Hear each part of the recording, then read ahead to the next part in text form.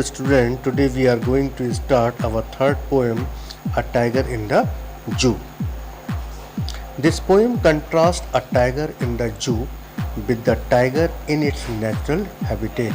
ये कविता है, ये पोएम है बेटा, वो एक टाइगर से तुलना करती है जो कि जू में रहता है, और उसकी तुलना किससे होती है?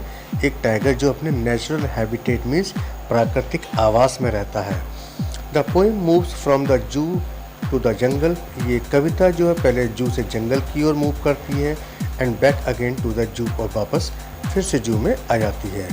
So read the poem silently once and say which stanza speak about the tiger in the zoo. और आप बताएंगे कि कौन से स्टेंजे में ये बताया गया है कि कौन से टाइगर की बात जू के बारे में की गई है. And which ones speak about the tiger in the jungle, और कौन से पैसेज में जंगल वाले टाइगर की बात की गई है. ही यहाँ पर बेटा टाइगर के लिए है, यहाँ पर्सोनिफिकेशन है.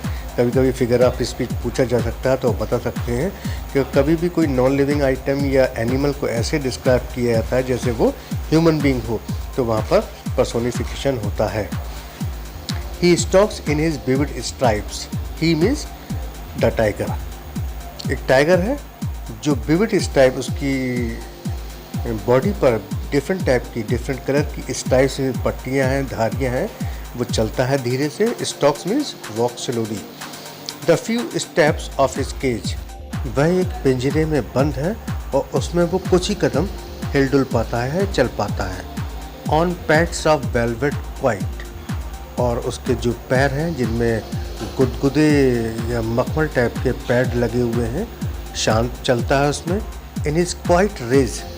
दिखने में तो वो शांत है, रेज, लेकिन यहाँ पर क्रोध से भरा हुआ है, गुस्से से भरा है. और गुस्से से क्यों भरा है? वो जानना चाहता है कि वो इस पिंजरे में क्यों है.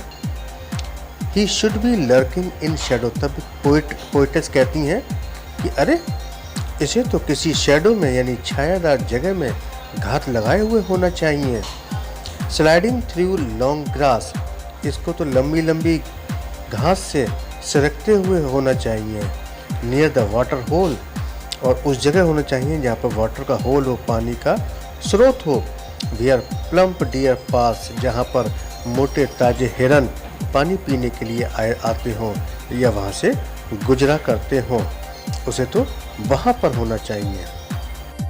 He should be snarling around houses. तब कवित्री कहती हैं अरे इसे तो घर के बाहर गुर्राते हुए होना चाहिए. At the jungle's as.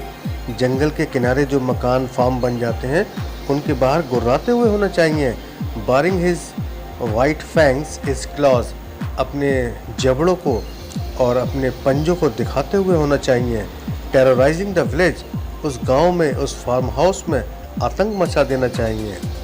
But he is locked in a concrete cell. लेकिन ये एक ईंटों, लोहे और सीमेंट की बनी हुई इमारत में बंद है. His strength behind bars. इसकी शक्ति तो अब सलाखों के पीछे है. Stalking the length of his cage. और अपनी पूरी लंबाई में घूम फिर रहा है पिंजरे के अंदर. Ignoring visitors. और जो विजिटर्स आ रहे हैं जू में उनको इग्नोर कर रहा है. He hears the last voice at night. और रात में वो अंतिम आवाज़ सुनता है द पेट्रोलिंग कार्स की, उन पेट्रोलिंग कार्स की जिसमें जू के ऑफिशियल बैठकर ये चेक करने आते हैं कि कोई भी जानवर तकलीफ़ में तो नहीं है, सब कुछ सही सलामत है या नहीं. And stairs with his brilliant eyes. और वो देखता है अपनी ब्रिलियंट आइज़ से घूर कर, टकटकी लगा कर किस तरफ? At the brilliant star. जो आसमान में सितारे हैं, तारे हैं, उनकी तरफ देखता है. और गॉड से यही पूछना चाहता है कि वो यहाँ क्यों है. Why is he not in open space where his natural habitat is there. I hope children आपको ये पोएम बहुत अच्छी तरह से समझ आई होगी. अगर समझ आई हो तो एक लाइक ठोके बिना मत जाना. चैनल को सब्सक्राइब करते रहना ताकि अगले वीडियो की नोटिफिकेशन आपको टाइम पर मिलती रहे. बहुत जल्दी ही आपका कोर्स इसी माध्यम से फिनिश होता रहेगा. यदि आपके कोई सुझाव हो तो कमेंट बॉक्स में आप ज़रूर बताएं. Thank you.